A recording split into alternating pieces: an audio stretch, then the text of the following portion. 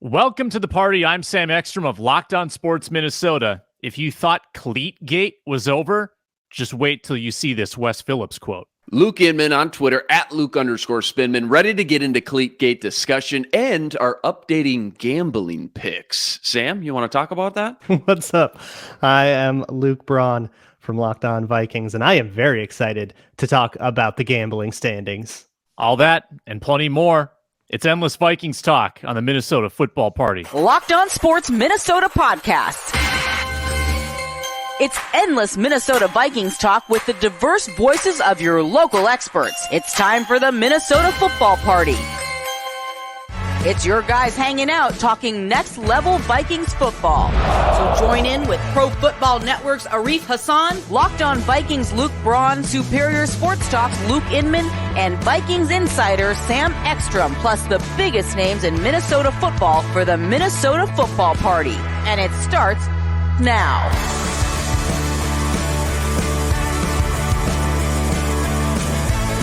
Welcome in. Minnesota Football Party is back on a Thursday morning. There are mountains of snow outside, but not for Luke Braun because he lives in California. Welcome to the show. I'm Sam, and the two Lukes join me today. Ron Johnson joins as well in about 15 minutes.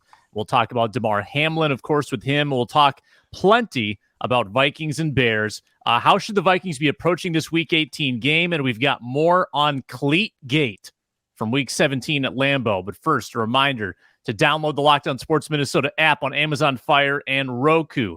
Experience our shows on the big screen and your TVs on there. Subscribe on YouTube, Locked On Sports Minnesota. Leave a comment, like the video, help other people discover the show. And if you want to listen to us on your commute, in the car, find us free and available wherever you get your podcasts. This just came out, Luke Braun. You have been at the forefront of Cleatgate, saying this is really dumb. You're the face of Cleatgate. And you've been vocal about how stupid it is that this was a major factor in a major game.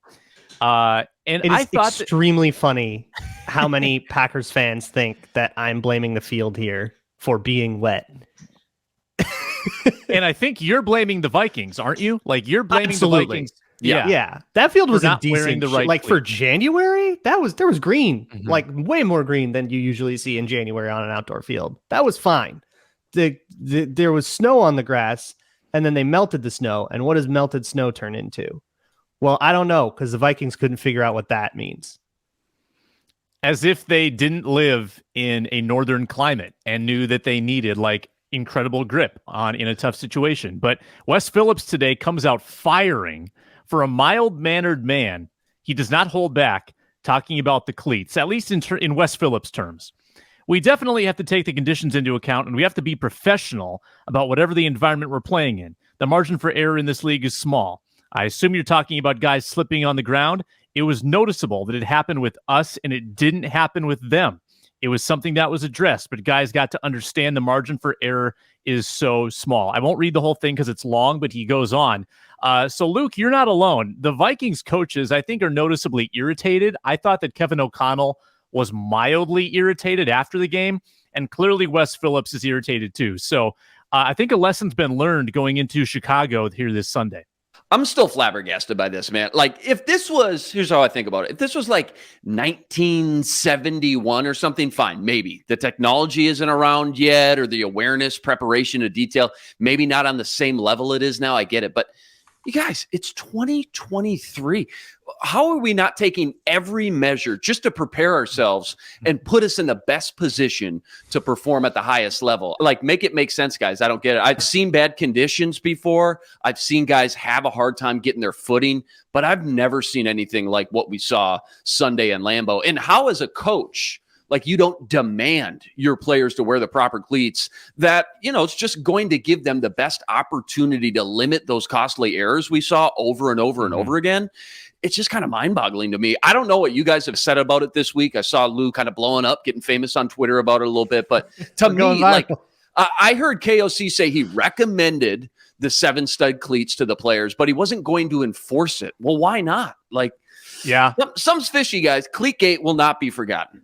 I'm with you. I'm with you. This is a KOC thing as Yes. much as it is a player thing. You have to lay down the law just a little bit when it comes down to your footing, I think. That's just me. I will echo something that Arif said on Norse Code on his podcast about like asking versus telling. And there is maybe something to it. If you just demand and you're like, you just go Zimmer about it and say, just do what I say. That may have worked. But if you are asking and showing that, this is like more of a leadership point than a practical one. But if you're asking and showing that sort of deference and that respect, and then you turn out to be right, like next time you ask, like next time you aren't going to have to demand, you're going to be able to ask, and they're going to be like, all right, we learned our lesson this time. For me, I think we can firmly just say the players made a very dumb decision. I think it was right that it was up to them, because you got to be comfortable in your shoes. You got to be in the right footwear like that. That can be really dangerous if you're not comfortable. It was correct to be up to them. But with that means we get to blast them if they're wrong. And they were more wrong than I think we've ever seen. And we have seen the Vikings play on plenty of surfaces that were way worse than that. Phil Mackey had a good grass stat, too. The Vikings are something like 37, 60, and 2 on grass in the last X number of years. It's a really bad winning percentage. Yeah. Horrible. One of the worst in pro football. So that's that. I think they're probably going to have that adjustment made for the Bears on Sunday. A game where, to me, to my ear, it sounds like the Vikings want to win. It sounds like Kevin O'Connell, and he said it yesterday, we have a lot to play for. And he echoed that on Sunday as well. So in his mind, he thinks that they need to win this game. I don't think so. I don't think they need to win this game. I don't think it's Luke and I talked yesterday about how the 3 seed isn't that bad. The odds, what's the line on San Francisco, Arizona? 14.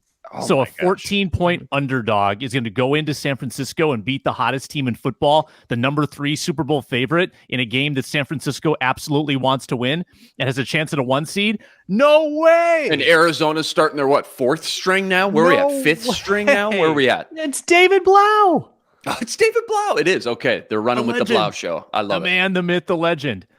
So I think this is a mistake. I don't think week 18 matters. I think you have to dial it back seriously down to preseason levels. The Bears are playing Nathan Peterman. You can win the game with whoever plays. You can win the game with Nick Mullins. I don't see the value in really stressing yourself at all to win this game. Yeah, I'm with you. Like, just in the most general way, when I look at this whole thing, top to bottom, you weigh the pros and cons, risk versus reward. I'm leaning heavily into sitting my guys if I'm KOC too, Sam. So I'm with you. You brought up a great point yesterday. Justin Jefferson, no longer in the running to break the receptions, the yardage record. So that temptation, that's no longer there. You've got defensive veterans who just desperately would benefit from a week's worth of rest. Guys like Za'Darius, especially Za'Darius, I think. He's the one that comes to the forefront of the mind right away in the worst way. But even guys like Harrison Smith, Dalvin Tomlinson's been banged up on and off all season. The risk versus reward of anyone going down with another injury on what we know is probably going to be another shoddy field and playing conditions at Soldier Field. I mean, the last thing I want is another starter to get hurt in a meaningless game and make things more difficult for a possible Super Bowl run. There's only one obvious thing that kind of stands out to me that would validate and maybe justify playing some starters. That's getting the timing and chemistry down between the center and the quarterback exchange. Yeah. And I don't know, if they're planning on rolling out Chris Reed again. I don't know if it's going to be the new guy off the streets, but we already saw how detrimental having no practice can be to the offense when it comes to the center quarterback relationship. Now, once, the last thing you want is that to repeat itself in any way in your first playoff game. Now, granted, first playoff game, it's going to be at home. Things like, the silent snap count shouldn't be needed. And granted, too, you'll get 2 weeks of practice together with those guys from now to the playoffs. So that's going to help, too. But there's just nothing, I don't think, that can prepare you for playoff football, like playing in an actual game together, hearing the audibles, the checks, slide protections, etc. Because playing offensive line in the NFL is so difficult and elaborate, and nobody has a tougher job when it comes to, the little nuances of that than the center. And so if that means KOC starts as 5 starting offensive linemen and Kirk for a few series and then pulls them, I don't know. I don't know what the ultimate best case scenario solution is there, but getting some live reps together together, I think is the only way to build that connection and trust. Everyone else, I think, should be sitting, in my opinion. I talked about some of those defensive guys, but KOC, you know it. You do not want to go into round one with your quarterback center exchange on the fritz like we saw on Sunday versus the Packers, because that was just a disaster. And you're putting your offense behind the 8 ball before you even step out on the field, if that's the case. Like, it's already hard enough to have success in the NFL. Don't shoot yourself in the foot before you're even out on the field come playoff time. I think that's the only thing that really worries me right now in sitting all those starters. Maybe some of those offensive linemen and Kirk, maybe they should play a couple series. Yeah. Luke, are you on the same page here? I get the idea of trying to win because you just, you never know. What if Brock Purdy turns into a pumpkin and throws 5 interceptions, right?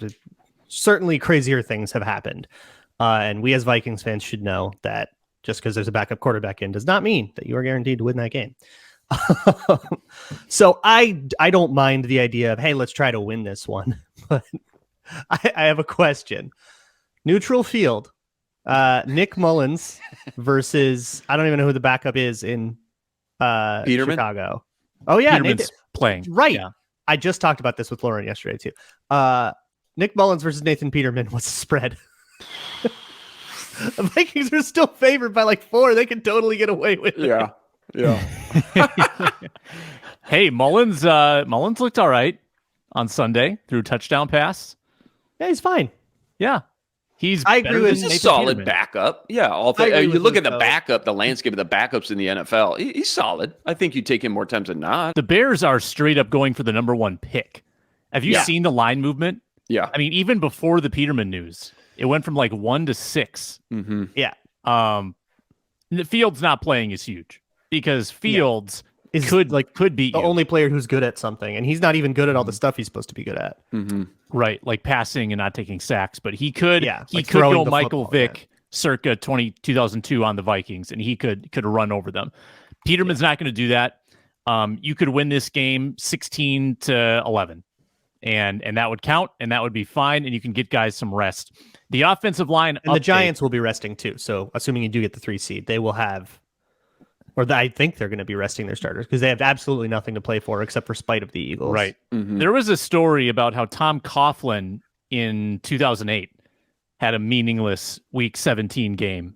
Oh, that was great. I saw that. They played hard. They played to win. It was 2007, and they were up. They were the last chance to stop the Patriots from going 16-0. Yeah, and John Madden left a voicemail, right? Right? And said, hey, man, I know you had nothing to play for, but just as an old school football guy who appreciates and loves the game, I respect the heck out of what you just did. And that showed me a lot. So, yeah, and that was someone really got hurt in that. I think Jeremy Shockey got hurt in that game. Oh, wow. And they won the Super Bowl. And then they won the Super Bowl.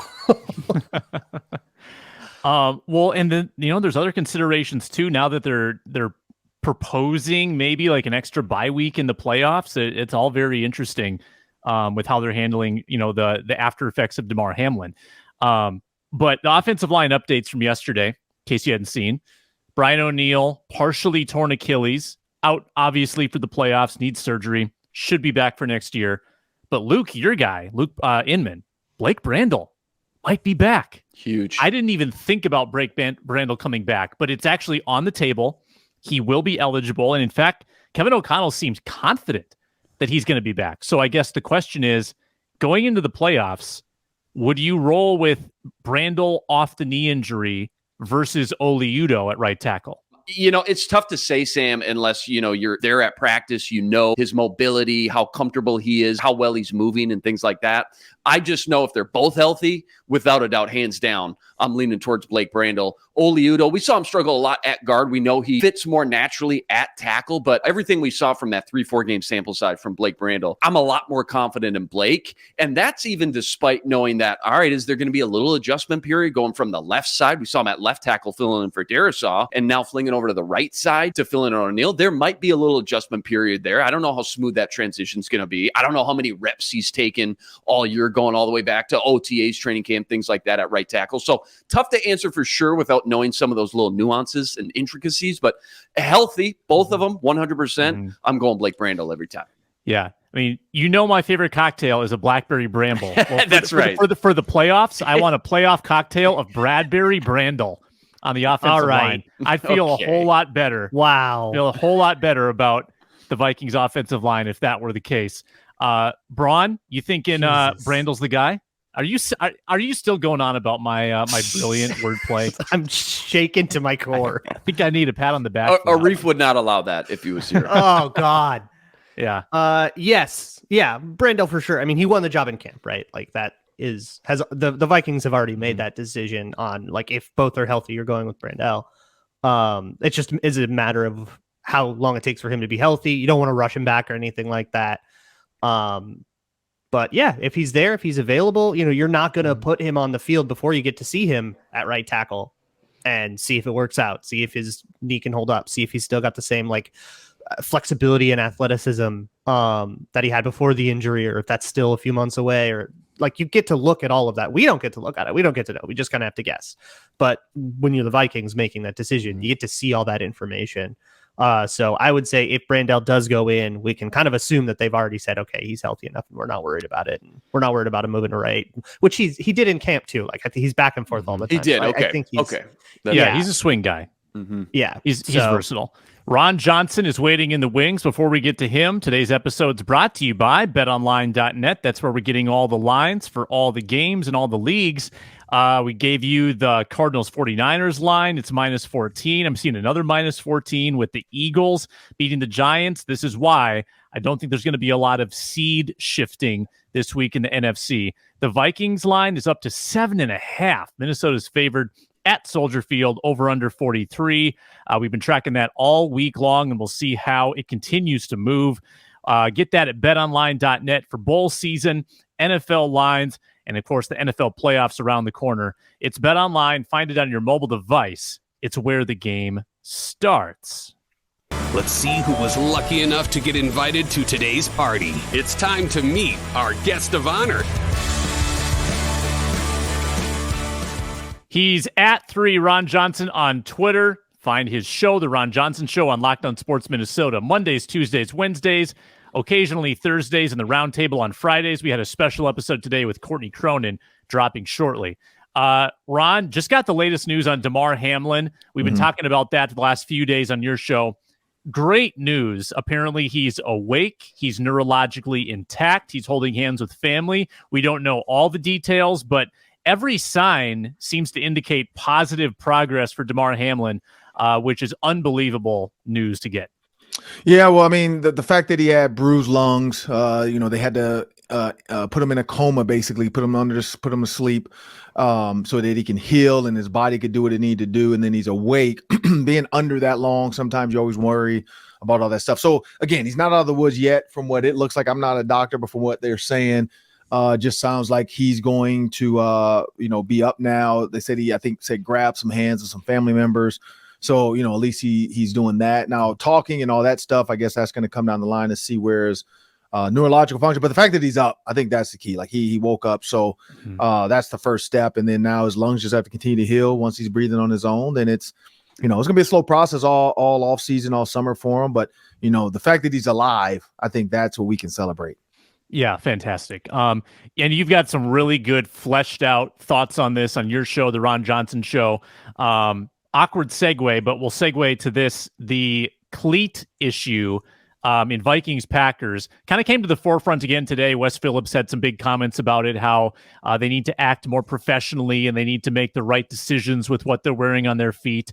And you as a wide receiver, Ron, I'm sure you encountered having to make those footwear decisions before games. What is the difference in your mind with the 7 stud cleats that they opted not to wear at first and the cleats that they did wear where they were slipping? Well, I mean, honestly, if you're the equipment staff, they could probably take an eye and look over the Packers or what some of their players are wearing to give the guys a heads up. Like, hey, man, the Packers are all wearing 7 studs. We probably need to do this. The act professionally, I guess, probably some guys had some custom cleats on they really wanted to wear, or some cleats they really thought they were going to wear for this game, and they didn't want to let go of that. The 7 studs are not as comfortable as well, but at the end of the day, yeah, if the staff and everybody's saying, hey, this field condition is terrible, you're going to want more traction, you just got to do it. I don't know what exactly, because professional, there's who knows what was going on if they were told to do it and players still were like, no, I'm not doing that. Like, these are ugly. Who knows? I have no idea why he would use that term. But clearly it comes from a place of something that happened in the locker room. So whether the players declined to wear them and were advised to do it, and then after the, slipping, then they decided to do it, but it was too late by then. But yeah, they're going to face another field. The Bears field is probably worse because, again, the Bears are possibly leaving that area. And so the city owns that field. And so for them, they're like, look, we're not going to continue to take care and manage this field if you guys are just going to up and leave anyway and go out to Forest Lake or Schaumburg somewhere, or, somewhere outside the city because you want to own the stadium and you want it to be yours. So yeah, the players are going to have to, during warm-ups, go out there early, check the field conditions and see what they want to wear. They're going to be playing on straight up gravel. Is that what you're saying? Just gravel and rock? That's what Soldier Field has been reduced to. Luke Inman, what do you got for Ron Johnson? Yeah, Ron, let me switch gears a little bit. The draft is going to be here before we know it. By the way, pull up some Ron Johnson combine stats. I got to say, Ron, for your side, coming in at 6'3", 225, running a 4.02 shuttle. Pretty dang solid, man. I got to give you some quick props there. But I'm curious what the pre-draft process was like for you. If you got any crazy or funny stories from your time in Indy or just those few months leading up to the draft, what it was like hearing your name called on draft day. Also, too, like what's changed about this draft process from when you were around to now? Because we've seen it evolve into just this giant spectacle now. It's so popular, gets so much coverage. And the preparation some of these prospects go through now, it seems to be at like a whole new level from what it used to be. Yeah, I mean, the 402 shuttle, I forgot about that. But yeah, I do remember it was one of like the top whatever times for receivers even. So not just my size. For receivers, I have some quick twitch. I can get it out of my breaks. I think that was the one thing, running comebacks, curls. I can get it out of my breaks for a big guy. 93rd percentile you were in that shuttle. 93rd percentile. Pretty good. So if I just could have run my 40, I couldn't get my 40 because my hamstring started to get tight and I was a little nervous because Brian Polly-Dixon, who's a receiver out of UCLA, completely snapped his hamstring at the combine, and he ran. He had run in the group before us, and so I remember seeing him snap his hamstring. You can see it balled up literally down by his knee, and we were like, oh. And so if you look at it, I think a lot of guys opted out in our group. If you go back and look at some of the 40 times for the combine for my year, a lot of guys after seeing that, they're like, it's because it was cold in there. The doors were open and we were all wondering, it was hard to get warm and stay warm. Now it's different in there. Lucas Oil is a lot better stadium now than it was back in the day. Just like the Metrodome compared to US Bank, just access to the wind tunnel being open too long and all that kind of stuff. But anyway, the one thing I'll say is, going out to California, working out with Aiken Andale, Tank Williams, who joined me on the show, Lamont Thompson, I think was his last name. He ended up from Washington State, going to the Bengals. We all had fun. I mean, that was the one thing I remember. David Carr, he was in our group. We all had the same agent.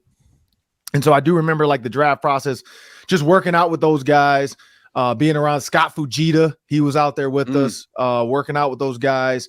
Being in the sand, going out to dinner, going out to parties. We all did the Super Bowl together that year.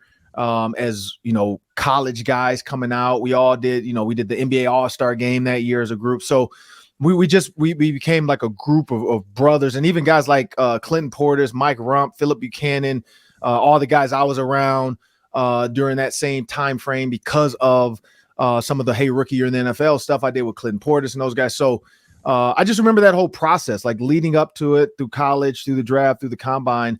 It was literally just, how do I stay healthy? Because if you get hurt before then, and I don't think Brian Polly-Dixon ever played, because it's one of those things, when you get hurt at that point, you don't have a school or a team that feels like they need to help you rehab. So you're kind of in no man's land. And so getting hurt without a college to back you up and without an NFL team to take care of you, you're in this weird spot where you got to rehab on your own. You got to pay for a lot of your own medical bills.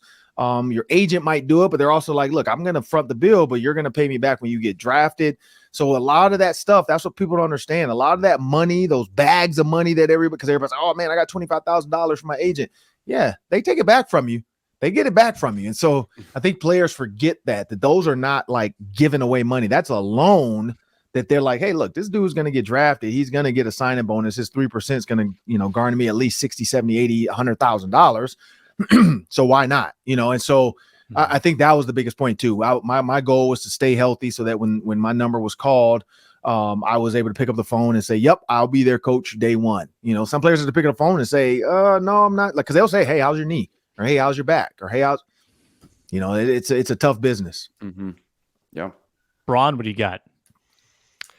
Well, we were just talking about resting starters or not in games that are meaningless, or like this one that have some meaning, but like not a lot. But I know some players don't even they don't want their rhythm to be messed up or whatever. I was wondering where you fell on that.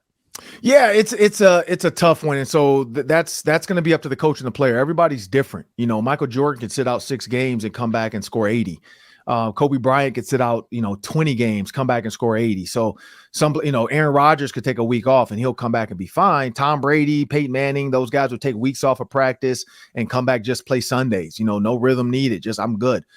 Some players do need that repetition, that rhythm, that reminder of like, hey, I'm in football mode. And so that's going to be up to Kevin O'Connell. I'm never one to say if a player should and shouldn't rest, because everybody's different. Some players can play 10 years, never get hurt. Some players can play, one game and get hurt every single game they step on. Every time they step on the field, they're hurt. The human body is an interesting thing. So these guys are going to have to listen to their own bodies. They know what they can do. They know how quick they can recover. They know at this point, most likely, they know at this point they're not going to have a bye. So there's no, rhyme or reason to think like, oh, let's play this game, then we're going to get the first seed. So they're not going to get that. So at this point, it's up to you. I mean, it's kind of like preseason where you say, well, let's play the starters maybe a half and then see how the game's going. If we're blowing them out, let's pull them. If we're getting blown out, either way, let's pull them. Like, there's no reason to win this game and sacrifice players getting hurt and play even uglier. But I do think they need to play at least a quarter or a half if they're going to put them in there. Because with this offensive line, you gotta get now you're not gonna have Brian O'Neill or Austin Schlottman. You might get Bradberry back. So if you got to have a makeshift offensive line, or here's the 5 guys, I think you got to get those 5 out there, at least play a half together so they can understand the conversations they need to have on the field. Ron, I want to get your take on this. So I think you look at a team like the Lions and you see all this positive momentum, and you talked about how well-positioned they are for 2023. And even the Bears a little bit. People talking about, Justin Fields coming around, the cap space they have, the draft pick they're going to have. I don't know if people are saying the same thing about the Vikings, that this season is turning into positive momentum for the future, just because of the big salaries, maybe just the as Peter Bukowski might say, the unsustainable nature of how they've won games. Do you think that you were doing the Vikings a disservice by not talking about what this could become in the future? Do you think that this is something to build on in future years, or is this more of a one-off season in your mind?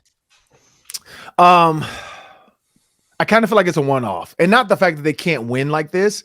I just feel like the way this roster is built, it's not sustainable from a dollars and age standpoint. When you look at the older veterans like an Adam Thielen, Harrison Smith, Danielle Hunter, contract-wise in a 3-4 versus a 4-3, Dalvin Cook in a passing offense with that contract, all of those things to me don't. And then TJ Hockenson wanting a new contract.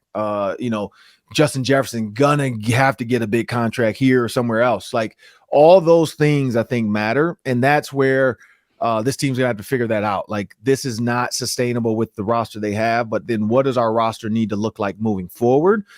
Clearly it's trying to find another offensive lineman. Honestly, Andrew Whitworth, I wish he could play, because I don't see why not at this point. Like, he's a solid, he doesn't have to be a left tackle, he could be a right tackle. And he, won a Super Bowl. He's definitely old, but he's still good. And you only need him for like a couple games. You don't need him for a whole season. So I don't know, but that's anyway. I just don't feel like it's sustainable with what there's there. So I think again, competitive rebuild, meaning what are our main pieces to this puzzle? And then what do we need to do? It's almost like those 5,000 piece puzzles where you have most of it done. You can see what it looks like. You know exactly what you're missing, but you can't find the pieces. So whether your niece hit them, or they're underneath the couch, or grandma put in her pocket because she forgot, like, there's pieces of this puzzle missing, and they're going to have to figure this out. Also, there's pieces from another puzzle in their puzzle, which are some of these older players that, they're probably going to have to move on from. And you got to figure out which puzzle these came, like your kid, clearly you can see this is not for this puzzle. But what do we do with this piece? Do we try to paint over it and just make it work? Or do we just completely, let's throw this piece away. Let's go find the piece that fits so we can finally finish this puzzle. And that's where I think this team is. So it's not like a fluke, like they can't win 12 games again. But I don't, because when you look at how they're built offensively, what is this? 5th in passing yards, which they can, the quarterback, they can re-sign him. They can keep him longer. He's only 34, so it's not like he can't play till he's 38 or even 40. He doesn't take hits. He's very durable. He's not a runner, so it's not like he's going to lose foot speed. You look at the points per game, 7th. You look at their total yards, 12th.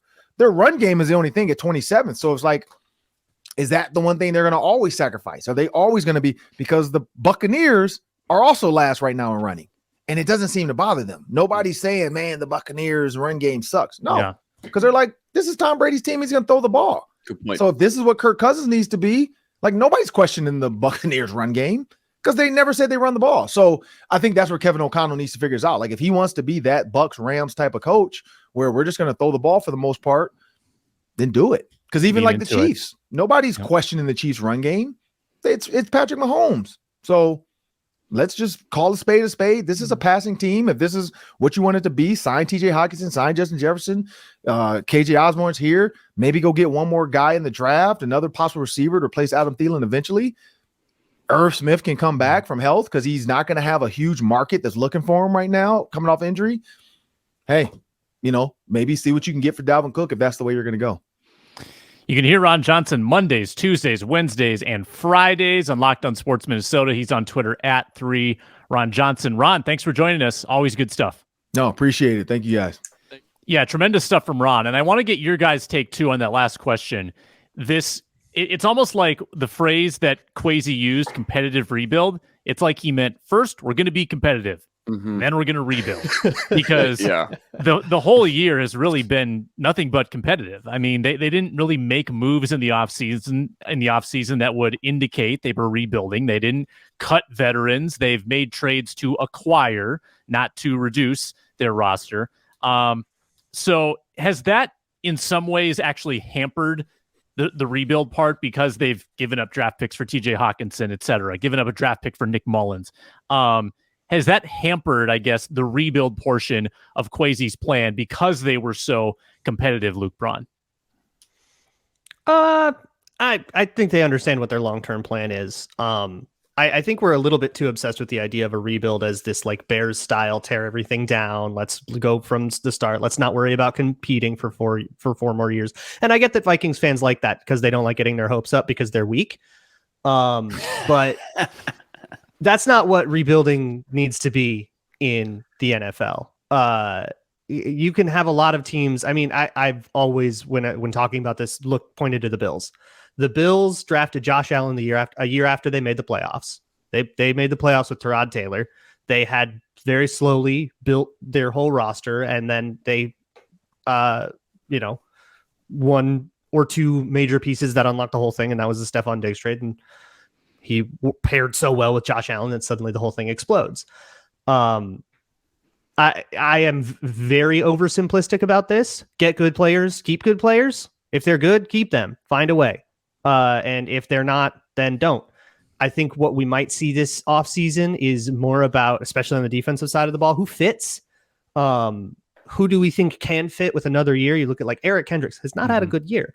But is it because he doesn't fit the scheme, or is it because he just is in his first year in it and maybe year two he'll get a little better? And that's the kind of, I think, where the decision calculus is.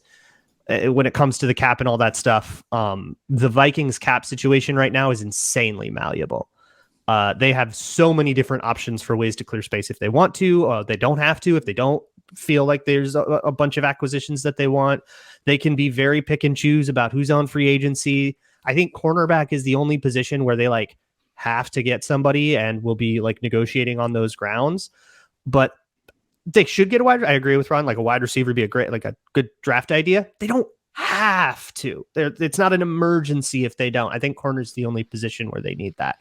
So no, I don't think winning games is bad for their rebuilding. They can just go get good players, and you can get good players at pick 28 or whatever. Like you can get bad players at pick 5. Go get good players, and if you're hitting on every single draft pick, but your draft position just isn't quite high enough, then we can talk about it. But that will never happen to anyone because that's not how anything works. Yeah, Inman and I were talking yesterday about how the draft shapes up. No second round pick, and that is kind of a result of being competitive. I mean, and that's, I think, a worthy investment. And I would rather have TJ Hawkinson. You get TJ Hawkinson for next year at least. Yeah. A late second too, right? And granted, it's another third next year, but right? yeah. There's not, and Sam and I brought up this too, like there's not a ton of young building blocks outside of Darisaw and JJ that you can for sure say these are guys. The jury's still out on a lot of guys like Cam Bynum. We have no idea about Andrew Booth and Lewis. But TJ Hawkinson is certainly a building block. I think he's that guy for sure. So yeah, I can justify it yet, but he's going to be. Yeah. So if they were to recoup that second round pick somehow by trading a guy, who do you think could bring that in? Who could get you a 2? Could Dalvin get you a 2? Because that's somebody that I would shop. So tough. Running back. I think maybe the market is so watered down at running back now in the NFL, just in general. You can always find these guys, even on day 3, serviceable guys. I know Dalvin's elite. I mean, he's one of those top 5 blue chip guys. He's special. But given his age now at this point, he's always been banged up a little bit. Like 15 mil. I think it's what if Bill O'Brien gets a job? Would Bill O'Brien maybe spring that deal? Oh, for sure. Bill O'Brien is liable to do anything. Yeah. I think anybody past the age of like 30, you're going to have a hard time getting an early draft pick from. So I look at maybe like a Danielle Hunter. Maybe you could get a second for, a top 40 pick for Danielle, maybe. But it's tough to sit here and say guys like Harrison Smith or Za'Darius or Thielen or Kendricks, a lot of our core guys, you could get much more than maybe a 3rd or 4th round pick. I just think from the trades we've seen for veterans, they usually don't break the bank once you get up there past 30. Ron brought up Irv Smith. I think Irv Smith is interesting because this is kind of the one scenario where you might actually be able to get him back on a cheap prove-it deal. You may actually get another year of Irv Smith if you want it, because I don't think he's getting paid. He's not getting paid. He's not getting Tyler Conklin money, What is Irv Smith's future with this team? He might. You think he's getting paid? The tight end market sucks. There are no good tight ends, which is part of why I'm so happy with TJ Hawkinson, because we have one of the only good tight ends in the league. Yeah. But it doesn't take much to get paid. I will say that. There are some big contracts given to very underwhelming players. So there is that. There are a lot of teams where Irv Smith would be the best tight end on that team. And if you can go into free agency and get a starting tight end that would immediately be the best guy on your team, I think you're going to give him, not Darren Waller money, but Tyler Conklin money. It's kind of wild, though, for someone to pay Irv Smith, who barely and really didn't beat out Johnny Munt on this team and hasn't done anything meaningful since, well, really ever, but he hasn't even shown flashes of being meaningful since 2020. Late 2020, the end of the Kyle Rudolph era. That's the only time where I think you could really cling to Irv Smith is good. There's not a lot of evidence. Yeah. All these teams have draft priors on him, too, that they might be like, we really liked him coming out. Yeah, that's what I was going to say. What makes you trade for a Chris Herndon, Yeah. Oh, my God. Don't go there. No. You're gambling on the upside, banking on, all right, he's going to fit better in our system. I can maximize what we saw when he came out of Alabama, and also bank on he can just stay healthy in a system for a long stretch and long period of time. And I think at the end of the day, too, supply and demand, Luke nailed it. There's just not a ton. Mike Gesicki, Dalton Schultz, okay. Evan Engram starting to have a good year. He'll probably re-sign with Jacksonville, I would think. And then you get into Austin Hooper, Robert Tonyan, Mercedes Lewis. There's just not a huge market out there. So supply and demand, he's not going to break the bank. No Darren Waller money, you're right. But I think Tyler Conklin is a pretty good example of a contract he could get. We're going to make our gambling picks momentarily. Really quickly before we do, check out Locked On Sports Today. Biggest stories around the sports world in 20 minutes or less. Instant reactions, game recaps, and Locked On's take of the day. Locked On Sports Today, available on YouTube and wherever you get your podcasts. Leave in the comments section below, by the way, if you think Irv Smith will be a Viking beyond this year and at what cost. We now get into our Bet Online gambling picks, the final week of our season-long contest, gentlemen. It's been fun, not for me, but for everybody else.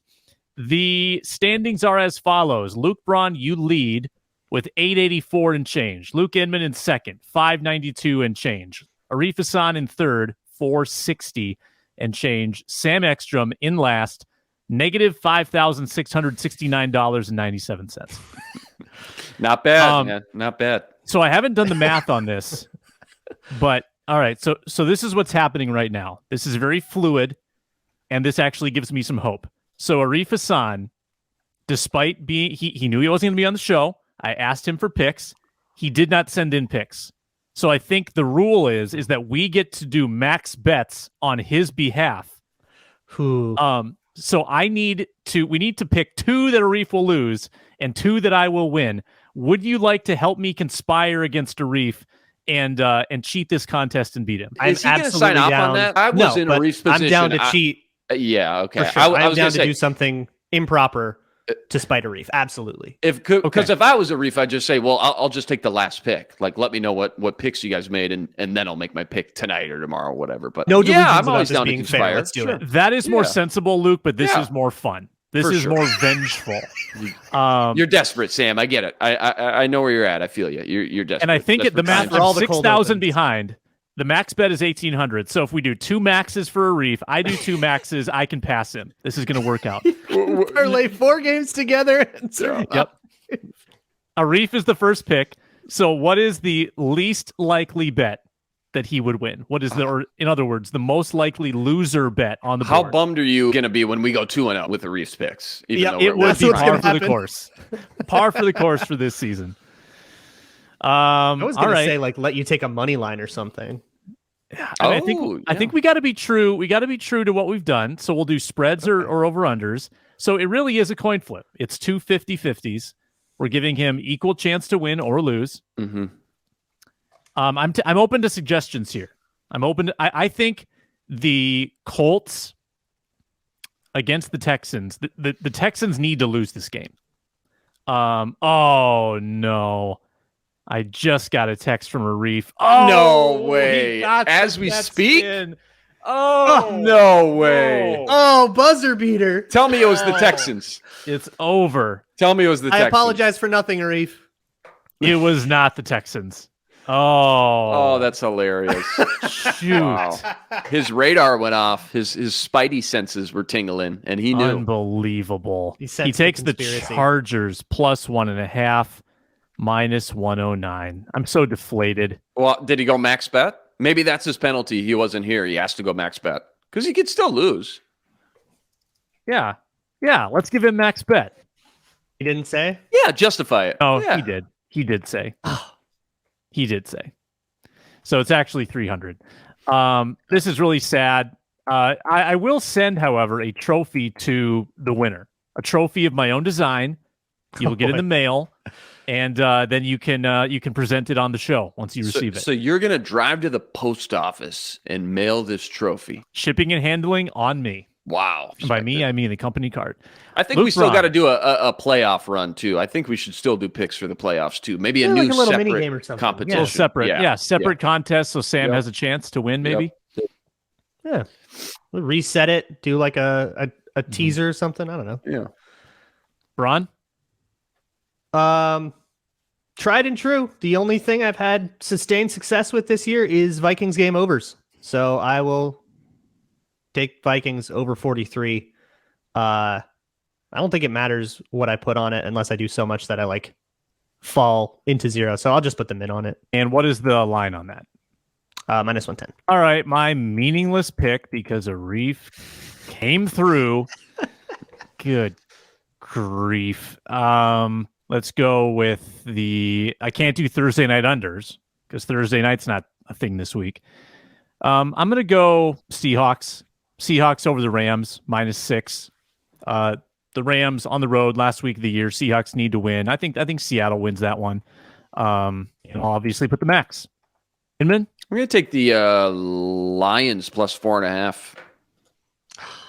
Yeah, minus 108. I mean, I can't lose here. I can't go down to in Sam territory, but I am trying to get that trophy. So I usually stick with 250, 300. I'm going to go 350 at minus 108. Up in the bet. All right, you get the snake pick. Coming back over under. Now, I can't bet on that Packer Lion game, correct? No, you can't. I'm going to take the over in the Patriots Bills game. Over 42, minus 110. Same amount, 350? Yeah. Yep. Back to me, my last pick of the year. It's been a miserable year. My overall record, by the way, is 11-19-2. How bad is that? Well, I just want to point out that bad. we're all horrible. Even though three of us are in the green here, made a little bit of money, and you're way deep in the hole. You're actually the same record as a Reef, more or less. You just lost all your big ones. It's just like sitting at the blackjack table. You lose your big bet, and then you go down to table minimum, and you hit a blackjack. You're 11-19-2. A Reef's 12-19. I mean, if I go 2-0, I will be the only one of us to have won more bets than they lost this year. Ron has been on a little bit of a run. Yeah, you've been good. Yeah. Well done. I was at like 9-16. I think I won like 6 in a row. Yeah. Is gambling legal in California? I don't think so. Oh. Not very confident on that. I was going to say, I mean, we can't legally do this in Minnesota, so we just have no practice. I thought maybe you were... No, that's not it. Bet online. Braun, who you been riding during this hot streak, this 6-0 kind of streak? Like I rode remember the Jags right away for like the first 7 weeks, and I just lost everything. Then I flipped gears. I went in the Titans before they kind of cooled off, and I won like 4 in a row with the Titans. Who you been riding with on this hot streak? Do you remember? Viking overs. Viking overs. Wow. They're not covering the spread, but they're hitting the over every time. That's crazy. I love it. That's crazy. I'm going to take Texans Colts under 38. Ugly game, low scoring game. Braun, you need to do a spread. Yep. I think the Cowboys are coming out firing against the eliminated Commanders, who I don't even know who they're starting. They're going to start Sam Howell. Yeah. And that spread is -7 right now. I'm taking the Cowboys -7. I'm slamming it. Minimum? Still strategically wise to put the minimum on it because of my lead, but you guys need to go 2-0 to usurp me. So I'm going to make that be the dynamic that is at -110. And a Reef will go with Bucks Falcons over 40.5 -110. That is Bucks Falcons over 40.5 -110, $300. And those are the final picks locked in. The punishment for me, because I'm the loser, I have to do a punt, pass, and kick or NFL Combine deal in the snow. Braun, when are you in town? When can we film I this? will be in town on Wild Card Weekend. Okay. So right on. Like Saturday? I'm coming in Friday, coming out Monday because I don't know when the game is. So, all right. I will be in Houghton, Michigan until late Saturday. Probably hoping the game is on Sunday, and then going to the game. So we'll have to do this at some point Sunday night, Monday.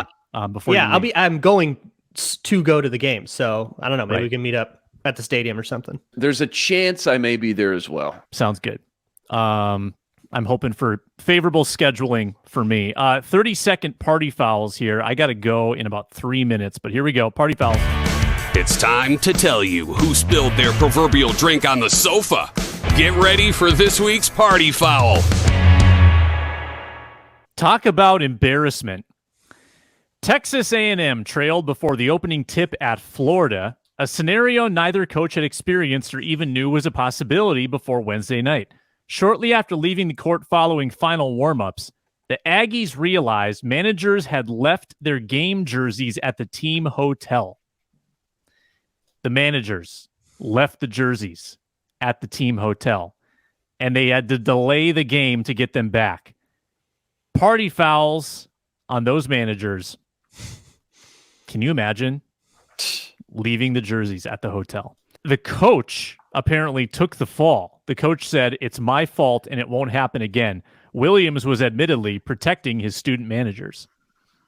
Yikes. Expelled. I had, that's a good one, by the way. I saw that last night. I had a Cleatgate written down. I know we already kind of went over Cleatgate, but in the back of my mind, you know what else I've been thinking about is Lamar Jackson took a huge gamble on betting on himself, gambled on himself, didn't get an agent, played out his contract. And I just thought, man, I hope he doesn't get hurt, man, because that is a huge gamble. Obviously, he's been hurt. Hopefully he comes back here in the next week or two for the playoffs. But I just thought, man, he could have signed such a huge contract. I hope it still works out for him. But I've been thinking about and watching that story closely. Just to gamble on yourself with no agent. Why? I don't get it. Why do some of those guys do that? No agent. Just for the 5%, 10%? Is that it? Wasn't there a guy with no agent who then got his salary in cryptocurrency right before it crashed. There's a lot of guys that went Yeah. crypto. At least part of their bonus or a big chunk of their bonus, they went crypto. I stopped checking my crypto balance. It's too depressing. Yeah. Ron? I am going to go with those Ravens led by Tyler Huntley, leading 13-3 in a fairly gotta have it game against the Steelers. That would turn out to be an actual gotta have it game, assuming Bills Bengals doesn't get resumed like Adam Schefter speculated that it would, which feels like pretty powerful speculation. Up 13-3 in the third quarter, and they go punt, downs. They don't score again, and the Steelers score 13 unanswered to win 16-13. Extremely pathetic offensive showing, and Tyler Huntley's not an excuse. He is one of the better backups in the league, in my opinion, and he's built for your offense. Nope, that's woof. Come on, Ravens. Hammer the subscribe button, people, on YouTube, Locked On Sports Minnesota. Thank you for finding us on wherever you get your podcasts, whichever app this might be. Perhaps you're watching on Amazon Fire Roku. We appreciate all of those mediums. Thanks for tuning in to the Minnesota Football Party. Back on Monday, reacting to Vikings Bears. Arif Hassan should be back with us. For Luke, I'm Sam. Big thanks to Ron Johnson as well. It's the Minnesota Football Party.